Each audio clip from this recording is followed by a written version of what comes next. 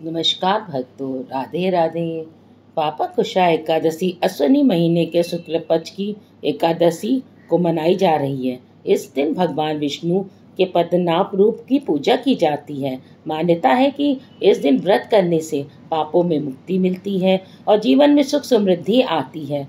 पापा कुशा एकादशी से जुड़ी बहुत सारी बातें हैं जो कि हमें एक खास ध्यान रखनी चाहिए। इस दिन व्रत करने से 1000 अश्वमेध यज्ञ और 1000 सूर्य यज्ञ के बराबर फल मिलता है। चंद्रमा के अशुभ प्रभाव से भी मुक्ति मिलती है। यमलोक में यातनाएं नहीं सहनी पड़ती हैं। हमको आज व्रत के दिन सात्विक भोजन करना चाहिए, पीले वस्त्र धारण करने चाहिए और पापा कुशा एकादशी इस बार 13 अक्टूबर को मनाई जा रही है। इस दिन एकादशी की तिथि सुबह 9:08 से शुरू होकर 14 अक्टूबर को 6:41 को खत्म हो जाएगी। एकादशी के दिन सुबह से पहले नहा धोकर व्रत का संकल्प लेना चाहिए। संकल्प लेने के बाद लकड़ी की चौकी पर पीला कपड़ा बिछाकर उसके ऊपर भगवान विष्णु की मूर्ति रखें और विधि विधान से पूजा आरंभ करनी चाहिए। अगर हमारे पास लड्डू गोपाल हैं तो उनका पंचामृत से स्नान कराना चाहिए और भगवान की पूजा करने के लिए विष्णु भगवान को आज के दिन पूजते हैं तो हम पंचामृत बनाते हैं, पीले फूल चढ़ाते हैं, पीली मिठाई चढ़ाते हैं, पीले वस्त्र चढ़ाते हैं।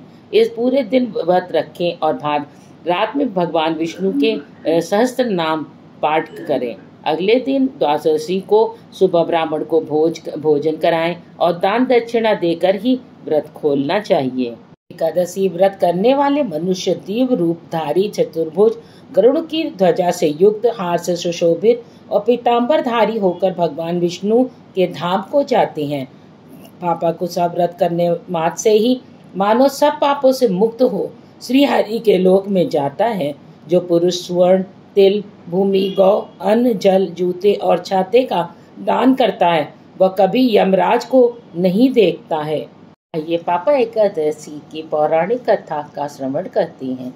प्राचीन समय में विंध्य पर्वत पर क्रोधन नाम का एक पहेलिया रहता था। वह क्रूर स्वभाव का था। उसका सारा जीवन हिंसा, लूटपाट, मद्यपान और गलत संगति पाप कर्मों में ही व्यतीत हुआ था।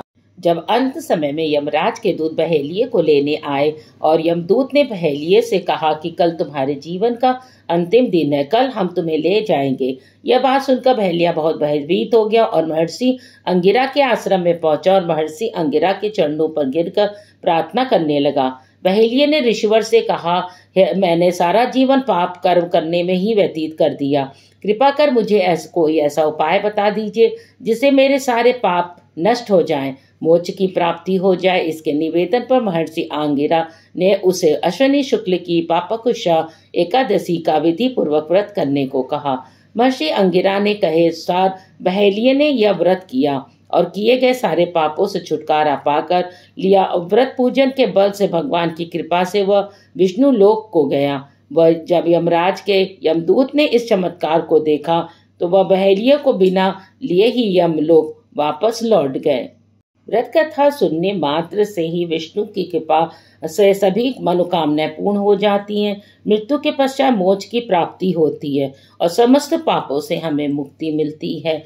अगर आपने हमारे चैनल को अभी तक सब्सक्राइब और लाइक नहीं किया है तो उसे कर दें और कमेंट में राधे राधे लिखना ना भूलें। नमस्कार।